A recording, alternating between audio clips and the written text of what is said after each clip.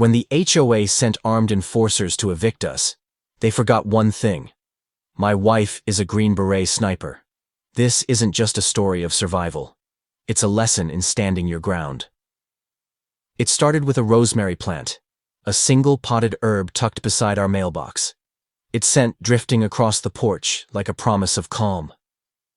My wife Sarah, a former Green Beret sniper, planted it the day we moved into our suburban haven, hoping it would mark the start of a quiet life. I'm Tom, ex-Navy, and I thought we'd finally found a place to breathe. Coffee on the deck, neighbors who nodded politely, no chaos. Our son Ethan didn't care as long as the Wi-Fi worked and the fridge was stocked.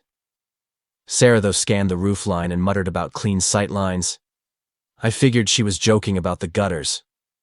A week later, the first letter slid under our door. Precise as a scalpel. No stamp, just bold print screaming violation. HOA Regulation 12. Unauthorized plant. Rosemary. Sarah read it, her eyes narrowing. They're testing us, she said. I laughed it off. Trouble over herb. Ethan, munching cereal, called it salad jail. But Sarah didn't smile. 2 days later, a second letter arrived with a black and white photo of our porch. The rosemary framed like a mugshot taken at night. Sarah taped it to the fridge. They're watching, she said. I told her to relax. It was just an HOA, not a spy ring. She shot back, "You're mixing them up." Then came Linda, the HOA chair, materializing on our doorstep like a storm in khakis. Clipboard in hand, visor too tight, she chirped about resolving non-compliance. Rosemary wasn't on the approved list, she said, citing visual discord and insect risks. Sarah leaned in, voice low. Didn't know we were at war. Linda ignored her, saying the board had ruled. Sarah quipped, "Tell the board to send someone taller than your clipboard." Linda marched off, leaving a chill in her wake. That night, Sarah turned our backyard into a training ground. Ethan, in a bike helmet, clutched a rake like a mite attack. "This is nuts," he groaned as Sarah handed him a pool noodle to disarm the perimeter. I watched from the porch, feeling a distance I couldn't bridge. Ethan snapped, "Why are we doing this? It's just a plant." Sarah's voice was steel. So was Kandahar. The third letter brought a fine. The fourth warned of enforcement. And the fifth slapped a red sticker on our door. Final review. Sarah opened a basement case, its contents unspoken but heavy. I saw Ethan watching her, then me, and I knew he saw it too. She was stepping forward, and I was still behind. The quiet hit like a held breath. No dogs barked. No streetlights hummed. At 2:41 a.m., our sensors blinked red.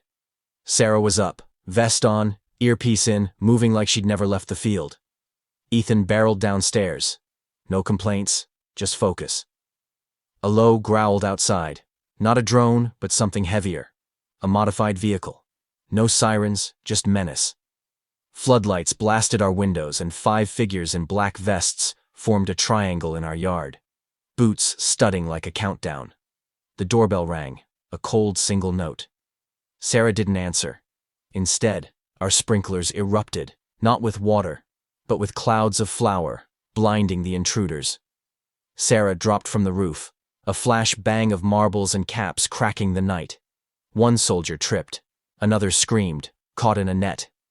Over a speaker, Linda's voice oozed, "This community demands peace. You've refused unity.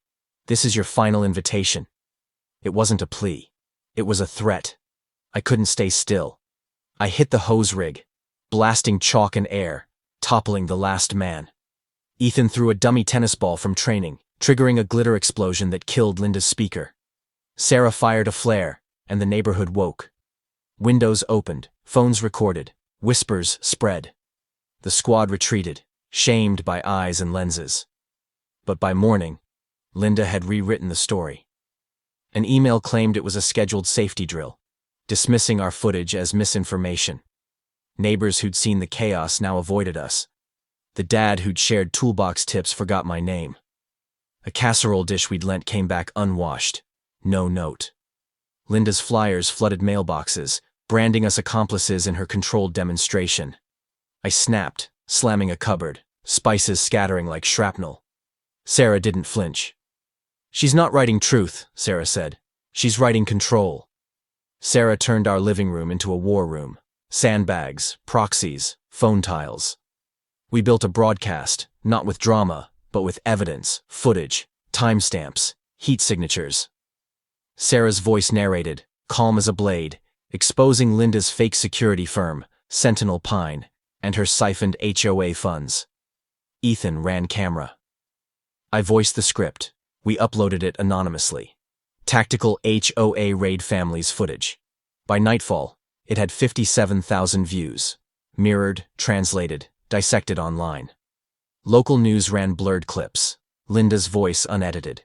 She countered with a polished video claiming victimhood, but Sarah was ready.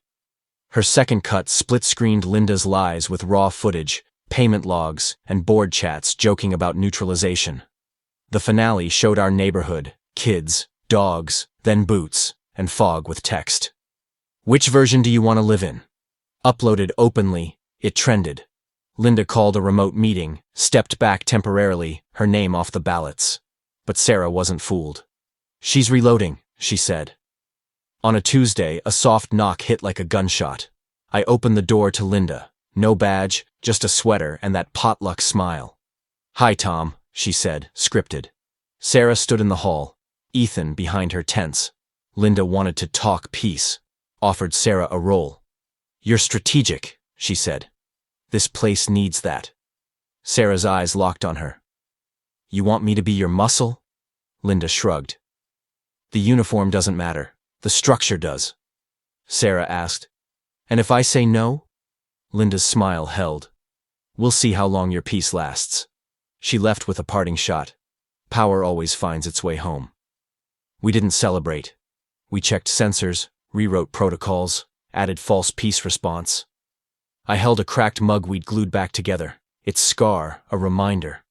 Sarah had known from the start. This wasn't a war, but a balance. Linda wasn't gone. She was waiting, whispering, rebuilding in the dark. Power doesn't always storm in. Sometimes it knocks politely. And if you're not ready, it slips right back inside. So, we keep the lights on because the next move won't come with a memo. It'll come through the door. Moral of the story. In a world where power wears a friendly smile, staying alert is not an option. It's survival. If you enjoyed today's story, don't forget to like, comment, and subscribe for more amazing stories. Hit the bell icon so you never miss an update. Thanks for watching.